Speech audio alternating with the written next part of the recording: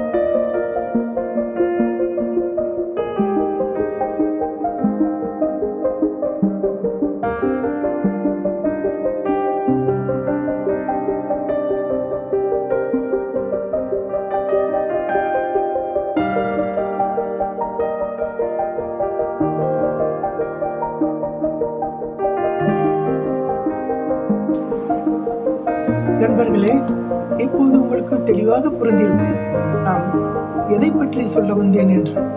இந்த தொழில் பால் பண்ணை வைத்திருப்போர் அல்லது மாட்டு தீவனம் மட்டும் தயாரிப்பவர்களுக்கு பொருந்தும். பெல்லட் தயாரிக்கும் மிஷின், தீவனம் தயாரிக்கும் முறை போன்றவற்றை அறிய வேண்டுமென்றால் கமெண்டில் தெரிவிக்கவும்.